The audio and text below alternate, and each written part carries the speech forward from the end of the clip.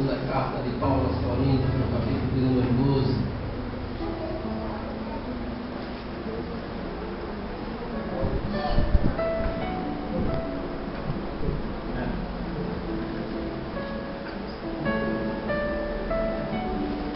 Vamos ler alguns versículos? Acompanhe na sua Bíblia. Fico passado para que os irmãos possam acompanhar. Capítulo 12, nós vamos ler do versículo 1 ao versículo de número 10. Quem tiver Bíblia, por favor, leia na sua Bíblia, baixa a cabeça aí que acompanha direitinho. Os que não trouxeram Bíblia, a nossa irmã vai dar uma força a vocês colocando aqui no data show, mas seria muito bom que você acompanhasse na sua Bíblia. Segunda carta de Paulo aos Coríntios, no capítulo 12, do versículo 1 ao versículo número 10. Apenas uma reflexão, que daqui a pouco estaremos ministrando a Santa Ceia. Hoje temos algumas crianças para apresentarmos, me parece que 3 crianças. Está vendo que os irmãos estão pedindo, estão multiplicando. Encontraram? Digam amém. Quem não encontrou, diga misericórdia. Encontrou não, Chiquinho? Ajuda o Chiquinho aí, por favor. Eu leio ali no data show, para não atrapalhar. Vamos lá. Se é necessário que me glorie, ainda que não convém, passarei as visões e revelações do Senhor. Conheço um homem em Cristo que, há 14 anos, foi arrebatado até o terceiro céu. Se no corpo ou fora do corpo, não sei, Deus o sabe. E sei que o tal homem, se no corpo ou fora do corpo, não sei, Deus o sabe, foi arrebatado ao paraíso e ouviu palavras inefáveis, as quais não é lícito ao homem referir.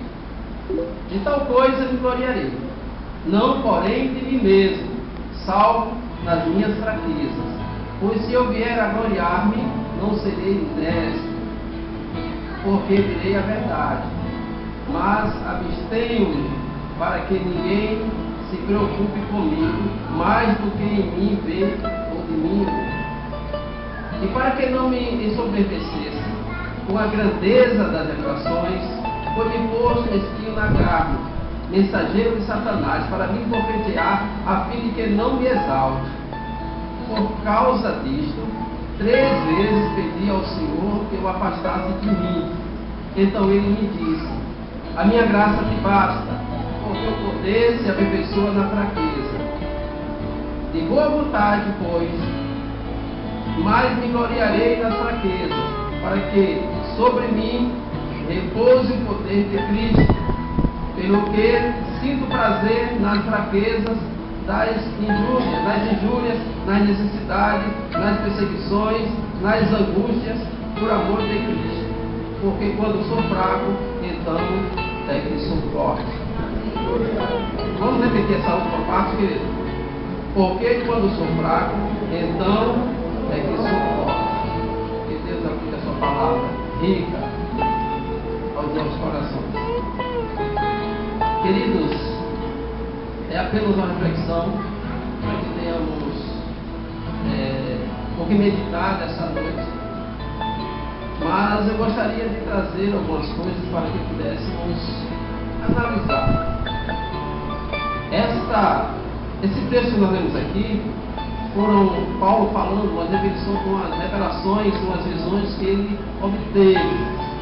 E ele estava falando isso que há 14 anos atrás ele tinha passado por isso. E até o momento tudo indica que Paulo não havia comentado com ninguém, não havia relatado nada sobre isso a ninguém. E ele dizia que se tinha alguma coisa para ele gloriar, mais tarde ele fala que era aquilo de Cristo. Aqui ele diz: olha, eu poderia me gloriar pelo que eu vi, pelo que me foi apresentado, mas não vou me gloriar por causa disso. E ele começa a descrever, e ele fala dele, de uma visão, de uma revelação que ele teve. Ele diz: eu conheço um homem, e há 14 anos atrás, não sei se no corpo ou fora dele, ou seja, ele não sabia dizer claramente se foi uma visão ou ele ter ido realmente no lugar. Ele sabe que foi tomado e viu aquela cena extraordinária e ouviu palavras. Algumas coisas foram ditas naquele momento, naquela estada dele nos céus. Ele fala do paraíso. Ele diz que, mas para que ele não se gloriasse daquilo ali? Porque ele poderia comentar, e era uma das preocupações de Paulo, e quando ele começasse a relatar algo poderoso que ele havia visto e ele havia ouvido, com certeza as pessoas queriam mais idolatrá-lo por conta disso. Achariam que ele era diferente de todas as pessoas, porque ele tinha tido uma experiência magnífica nos céus. E ele diz que por conta disso foi-lhe posto um espinho na carne, e que ele chama de mensageiro de Satanás, porque ele disse que era atacado todo dia, diariamente ele era atacado.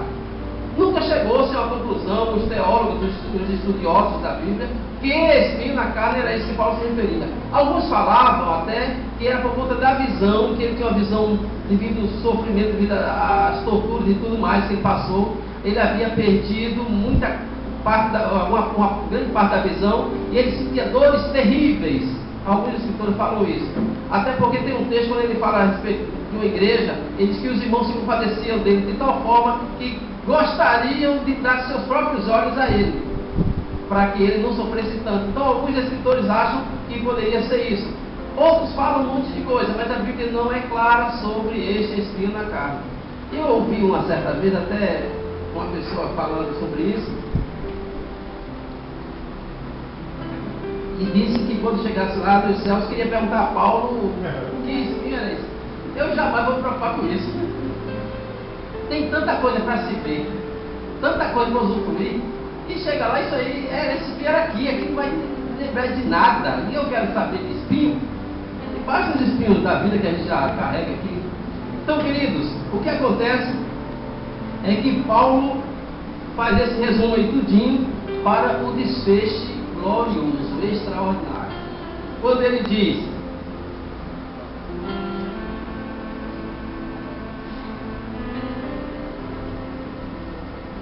no versículo 7 e 8: e para que não me soberbecesse com a grandeza das revelações, foi-me posto um espinho na carne, mensageiro de Satanás, para me bofetear, a fim de que não me exalte.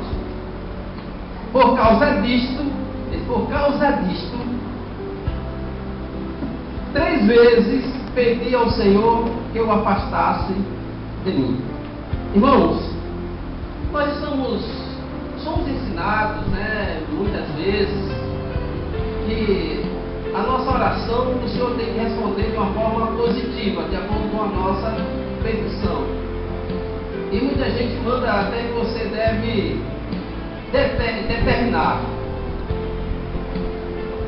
E não vemos de forma alguma na Bíblia algo que você diga que o Senhor determine que a vitória é certa. Não encontramos isso.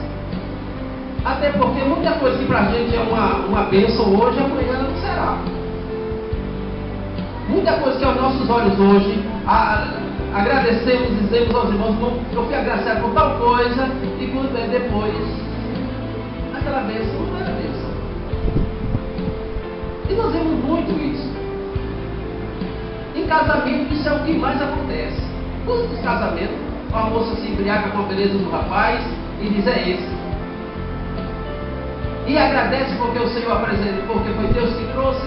E aquele casamento, enquanto dura a lua de mel, tá beleza. Depois de alguns anos, já não é aquela beleza toda. Ele se apresenta o indivíduo ruim que ele é. Ele vai bater nela, ele vai jogar em rosto algumas coisas que fez, alguns benefícios que fez para ela, e era obrigação dele, e ela vai dizer mais tarde que meu casamento está uma bênção, o meu marido é uma bênção. Quando ele diz é uma bênção, não está dizendo realmente o que é uma bênção de Deus, está dizendo que não vale nada, e infelizmente usa a palavra bênção. Então, irmãos, o Senhor não é obrigado a nos responder a oração que fazemos positivamente, porque nem sempre Deus dá aquilo que a gente pede, aquilo que a gente quer, mas sim aquilo que a gente precisa. E Deus tem respondido muitas vezes. Ele nunca nos deixa sem resposta, mas nem sempre é o sim como desejamos que fosse. Às vezes Ele diz não. E quando ele diz um não, nós não aceitamos e insistimos.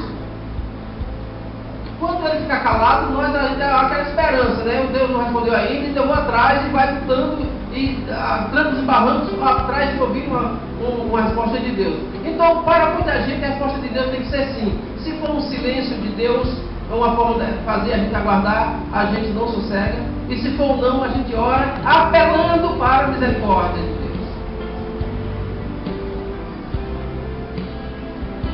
Quando o Senhor diz não, nós insistimos esperando que Ele mude de ideia e nos favoreça. Mas nesse caso, queridos, Paulo diz que orou por 3 vezes. E acredito eu que a oração de Paulo era uma oração de verdade, não era uma boa noite a Jesus.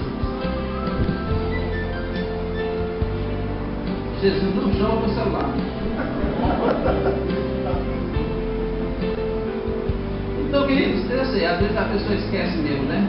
A gente vê então, assim, eu lembro do pregador que ele era terrivelmente contra o celular ligado. E ele dizia que você deve adorar o Senhor, não ligue o celular. E ele insistiu tanto, quando foi no meio da mensagem, o celular tocou na igreja. E todo mundo olhando para o outro. E ele é agoniado, ele começou já a ficar vermelho querendo reclamar. Quando daqui a pouco ele percebe que era o dele, que estava tocando, ele havia esquecido de desligar. Irmão, acontece isso mesmo. Pois bem, queridos, então o Paulo está orando e por 3 vezes ele esperando de Deus uma resposta que vai ajudá-lo, que vai livrá-lo, que era algo terrível, que insistia com que ele tivesse um problema sério. E isso com certeza o libertaria e ele faria a missão com mais cuidado, com mais prazer. Ele achava que se fosse liberto desse espinho na carne, dessa enfermidade, não sei se era uma enfermidade, o que era que lhe atanazava, ele, acredito eu, que pelo que ele disse que por 3 vezes ele orou, ele colocava isso do Senhor: Senhor, me cura, porque eu curado eu vou ter mais condições de fazer isso e aquilo. E as 3 vezes que ele orou, as 2 vezes primeiro foi negado. E dá a entender que não houve explicação nenhuma, simplesmente o Senhor disse não. E na terceira insistência dele, o Senhor fala com ele. Versículo de número 9. Então ele me disse: a minha graça te basta, porque o poder se aperfeiçoa na fraqueza.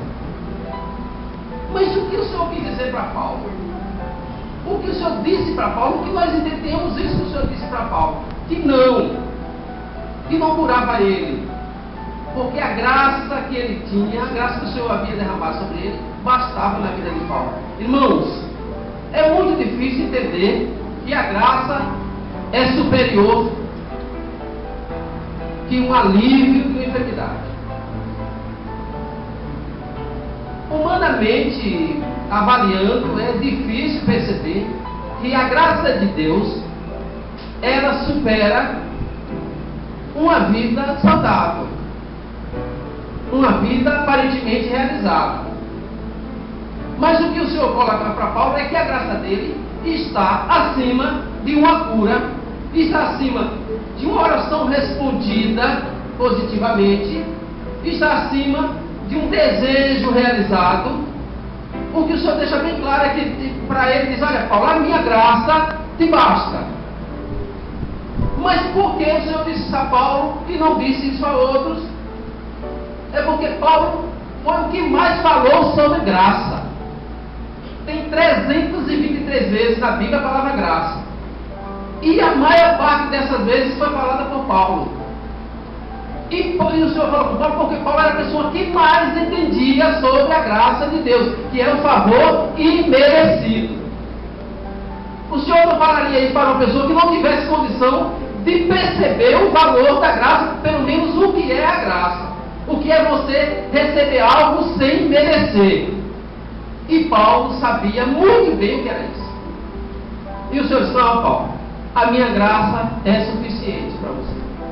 Porque o poder, Paulo, vai se aperfeiçoar na fraqueza. Enquanto Paulo sentisse que não era completo, que lhe faltava alguma coisa, ele tinha motivo de sobra para orar.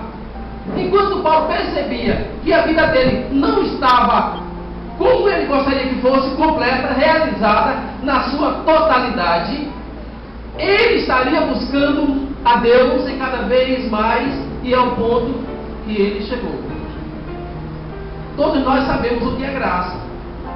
Como eu disse, é favor imerecido. É você receber algo que não merece. Mas só sabe dar valor a isso quem teve uma vida completamente distanciada de Deus, quem teve uma vida pisoteada pelo diabo, que foi uma pessoa que foi envolvida em vários problemas, em várias dificuldades, em várias situações difíceis, que passou uma vida envolvida, enrolada nisso, e sente o perdão de Deus, e sente o arrependimento, e o arrependimento traz o favor de Deus, a graça de Deus, é quem sabe o que é graça. E Paulo era a pessoa mais indicada, a pessoa que mais entenderia sobre a graça de Deus. Irmãos, talvez ainda não tenha caído a nossa ficha, sobre o que recebemos de Deus. Quando falo de salvação, é verdade que em algum lugar da Bíblia a salvação estava no livramento. E que a salvação eterna não deixa de ser um livramento. É o livramento do fogo eterno, o livramento do juízo eterno. Então, queridos, nós estávamos condenados. Estávamos todos nós condenados. Já havíamos recebido a sentença. E eu falando ontem com as irmãs, aqui com alguns irmãos aí, aqui no estudo bíblico, que por sinal vocês estão perdendo, está sendo muito agradável. E ontem estávamos falando sobre santidade, sobre santificação. E eu fiz até um paralelo, mostrando para os irmãos, imaginem aqueles meninos que estão lá no Aníbal Bruno. Eles estão condenados a cumprir determinado período. Ali ainda há uma esperança de eles saírem. Mas imagine aqueles que estão condenados a prisão perpétua. Aqui no Brasil até que não existe, né? Que por 30, o máximo pode ser 30 anos. Mas nos Estados Unidos mesmo que existe a condenação perpétua, prisão perpétua. Imagina você ser condenado à prisão perpétua. Não tem mais apelação. Imagina também condenado à morte. Está no corredor da morte, já tem o dia certo, ele está passando um tempinho ali, mas ele sabe que o próximo passo é a morte. Bem, desta forma era como você e eu nos encontrávamos. Condenados sem direito a rever a pena, porque a nossa pena, o Senhor, por ser justo juiz, saberia que só estávamos ali porque não tinha mais como apelar e por que apelar. E de repente chega o indulto.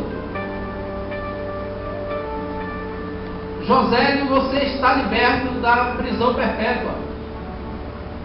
Irmãos,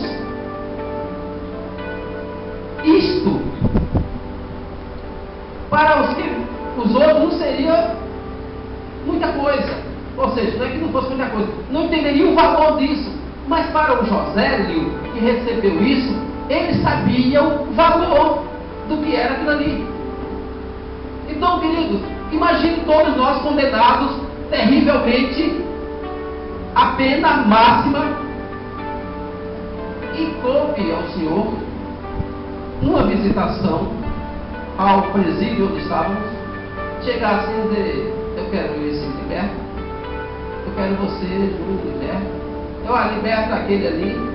E ninguém tem o que dizer nada mais, amados. É simplesmente rogar de joelho aos pés daquele libertador e dizer: muito obrigado, eu vou ficar eternamente grato, vou trabalhar toda a minha vida para você e ainda não vou conseguir pagar. Era mais ou menos isso, só que nós estamos falando de coisas passageiras.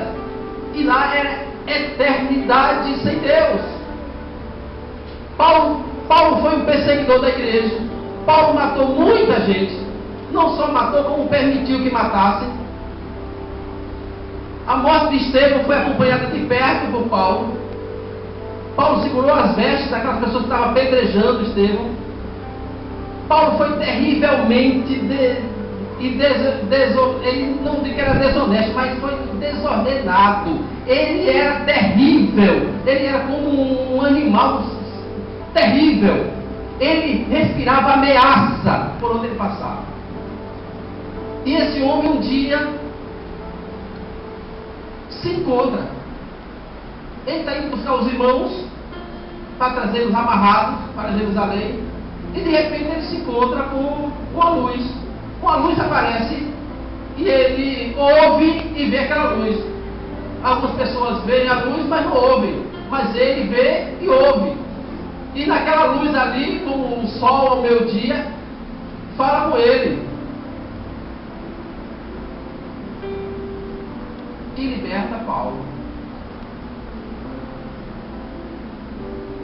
Ele era a única pessoa que entenderia exatamente uma mudança de vida, um novo coração, uma transformação extraordinária, o que a Bíblia diz que tirarei de um coração de pedra e darei um coração de carne. Pois bem, naquele encontro com o Senhor, Paulo foi restaurado e recebeu tudo isso. E aquela perseguição que ele fazia contra a igreja, ele começa a perceber que ele perseguia o próprio Deus. E isso nos traz, amado, às vezes pensamos que estamos fazendo a coisa certa. No nosso ponto de vista, estamos corretos. E muitas vezes não estamos. Às vezes fazemos algo e Deus ficou calado, achamos que aquilo ali não feriu o sentimento de Deus. Mas na verdade, Deus pode não ter se revelado. Mas o que está errado, querido, e que ele fala ao coração, aqui vai ser errado hoje, foi errado ontem, e vai ser errado para toda a vida. Então Paulo era a pessoa que mais conhecia de graça, ou seja, ele recebeu um perdão sem merecer. Ele recebeu uma vida sem merecer. Ele recebeu uma restauração, ele recebeu tudo de Deus, ele recebeu a presença do poderoso. E quando ele orava, ele percebia que Deus estava próximo, estava perto, Deus falava com ele, Deus o levava, mostrava coisas extraordinárias. E uma pessoa que foi tão pecadora, então não tinha outra pessoa mais qualificada para receber essa palavra. A minha graça te basta, do que Paulo. Porque só o meu poder se aperfeiçoa na fraqueza. O poder de Deus, e quanto mais você se sente que está precisando, que está carente, mais o poder de Deus se aperfeiçoa. Quanto mais você se acha que não está precisando de nada, agora estou muito bem, você está cada vez mais distante. E isto fez com que Paulo percebesse que o Senhor não ia livrá-lo, porque ele estaria constantemente apelando, precisando, encarecidamente da presença de Deus. Então, querido, que mensagem deixaria para meditarmos nessa noite?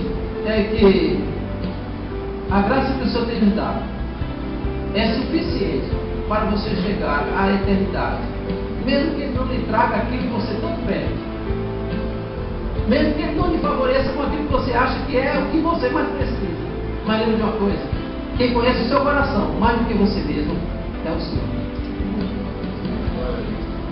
E você não caminhe simplesmente pela euforia, caminhe consciente. Não seja crente apenas porque Deus pode lhe dar algo, Deus pode fazer todas as coisas, mas conheça o Deus verdadeiro. Não vá para a igreja apenas para fazer companhia de ninguém. Vá pela necessidade da sua alma de adorar o Senhor, pelo grande privilégio que você recebeu do Senhor, a graça dele que alcançou. A graça do Senhor alcançou você. E cada um de vocês tem uma história diferente. A graça de Deus alcançou Ricardo, bem diferente da forma como alcançou Isaac, da forma como alcançou Lili. A graça de Deus alcança de forma diferente, vai em um determinado coração e que a pessoa nem imagina. O Senhor olha para nós agora, eu olho para vocês e vejo todo mundo bonito, elegante, todo mundo bem vestido e tal. O Senhor olha para você e vê o coração de vocês. E Ele vê a necessidade de cada um. E Ele sabe que a graça dele, para você, é mais importante do que tudo que você imagina ter. Agora, essa graça não precisa de sacrifício para recebê-la. É a outra coisa extraordinária. Você não precisa jejuar para receber a graça de Deus. Não precisa nem orar para receber a graça de Deus. Tem que orar para todas as coisas, mas para receber a graça de Deus não. Por que não? Porque graça é o quê? Não foi merecido. Se você orar, você vai fazer por onde você mereça alguma coisa, porque está orando, está fazendo um sacrifício de alguma forma, e a graça não vem por esse canal. A graça vem exclusivamente de um coração generoso de Deus para um coração tenebroso como o nosso e nos alcança. Aí João diz que Deus amou o mundo de uma tal maneira que deu o seu Filho unigênito para que todo aquele que nele crê não pereça, mas tenha a vida eterna. Ele podia traduzir isso, mas tem a graça de Deus, porque a vida eterna vem através da graça de Deus. Ninguém aqui é merecedor, querido. Ninguém aqui é merecedor. E vocês estão acostumados a ouvir isso. E eu vou estar sempre dizendo que nós éramos os piores que tinha lá fora. Se a gente diz que o mundo era ruim, nós estávamos lá. Então nós éramos tão ruins quanto aqueles que estão lá, talvez piores. Mas nós somos alcançados pela graça de Deus. E essa graça não tem limite. E que você medite nessa noite. Eu fui alcançado. Você pense nisso. Eu fui alcançado. Eu não merecia, Ele me alcançou. Eu nem amava o Senhor e fui amado por Ele. Porque a Bíblia diz isso. Que Ele nos amou sendo nós ainda pecadores. Eu nem existia, eu já estava no seu livro. Eu não havia nascido ainda e o seu amor já tinha sido derramado. E as suas promessas já estavam. E diz o salmista que no Salmo 139, falando da maravilha de Deus, diz que o Senhor conhecia o corpo dele ainda informe. Não era nem formado ainda, o Senhor já o conhecia. E é maravilhoso, José. Já pensar que está trabalhando lá na Bombom e saber que foste alcançado pela graça de Deus. Você está trabalhando, seja lá onde for, saber que a graça lhe alcançou. E não sei qual foi o veículo usado para chegar tão depressa. Alguns chegam na velhice, outros chegam de novo. Uns a graça chega na hora da morte. Como aquele ladrão que estava ao lado do Senhor Jesus, a graça alcançou ali. Apesar que do plano de Deus ele já tem aquele momento, mas a graça o alcançou ali.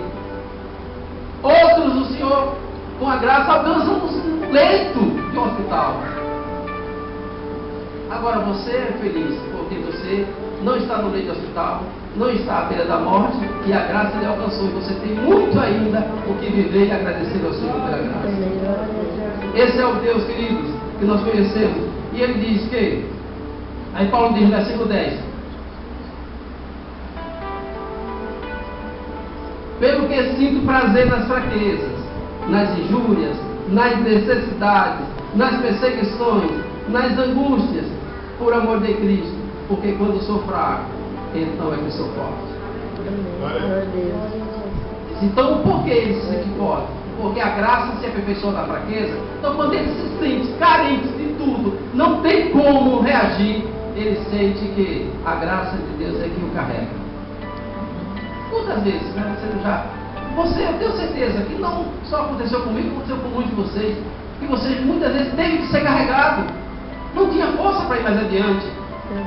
E você, quando menos percebe, você está cheio da graça, cheio da presença de Deus, cheio da graça de Deus. O que foi aquilo? O Senhor te carregou, o Senhor te levou. Quando você não pode caminhar mais, a graça te leva. Quando você não consegue caminhar, o Senhor usa a sua misericórdia e a graça é derramada sobre nós. Se alguém, aqui tem até um irmão com o nome Graça, está vendo? Graça é graça duas vezes, é graça recebida, graça até no nome, e foi agraciada até pela mãe que lhe deu o nome, ou pelo pai, né? Graça, então, graça é um presente. O marido de graça, vai ver que homem felizado, recebe graça em casa todo dia. Então, queridos, que essa graça, nunca esqueçamos disso, ela veio de Deus não pelo que você fez, ela lhe alcançou não pelo seu coração que merece, mas ela lhe alcançou porque veio de um coração generoso, gracioso, que olhou para nós e não viu em nós nada que pudéssemos receber, ou nada que fizéssemos que fosse perfeito para recebermos algo da parte dele. E ele olhando para nós que não tínhamos como receber isso dele, ele nos agraciou. Ele mandou um presente para o nosso coração. E hoje somos filhos de Deus. E diz em João capítulo 1, versículo 11 e 12, ele veio para os que eram seus, os seus não receberam, mas aquele que ele recebeu foi lhe dado o poder de serem feitos de Deus. Isso é através da graça. Que Deus aplique a sua palavra em nossos corações e que possamos, lembrando que Júnior pregou a semana passada e gritou bem alto aqui, que Deus ama você. Até hoje o grito de Júnior ainda está soando por aí, Deus te ama, mas é a mais pura verdade. Agora, que amor é esse? E até o grito de Jesus, que amor é esse? Não tem como explicar. Eu só sei que fui agraciado.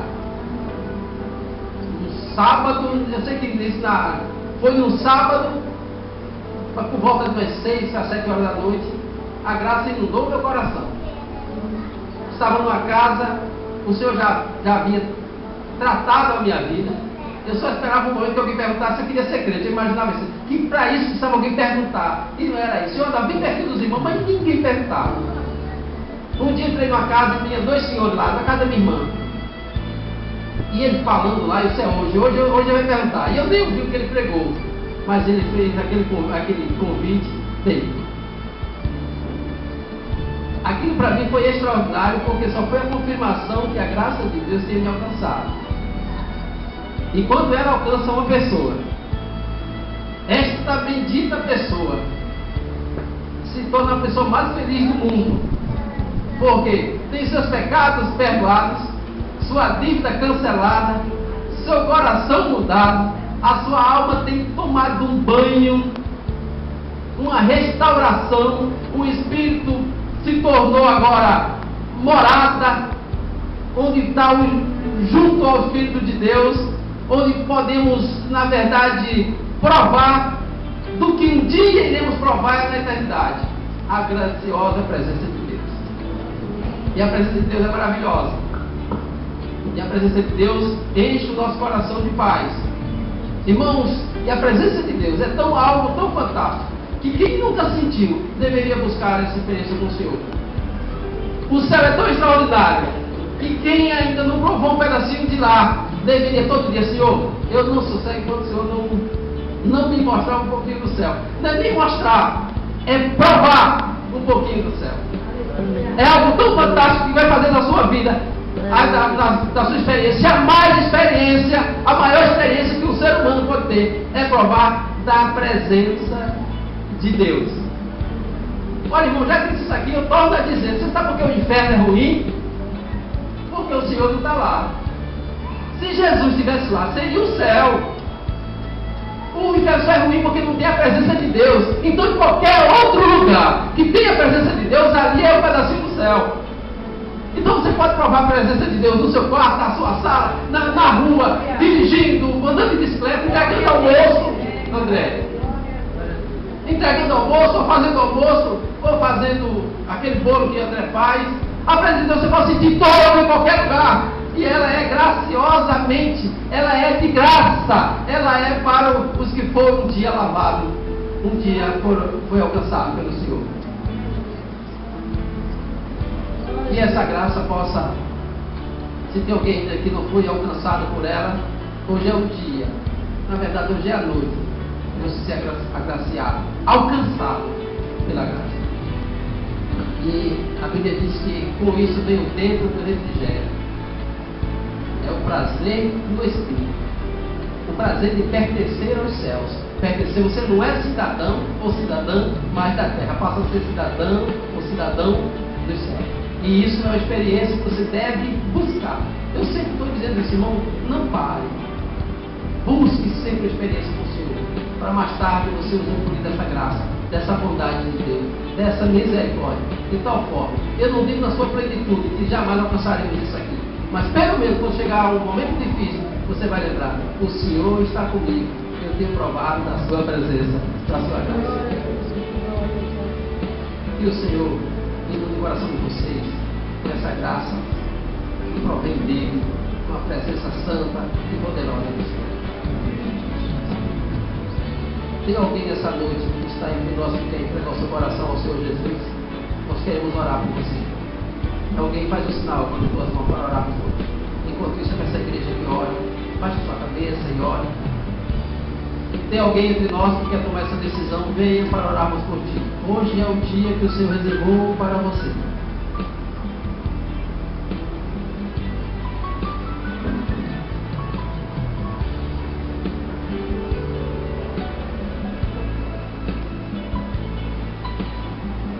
Amado Deus, estamos aqui, Senhor, na tua presença poderosa, santa.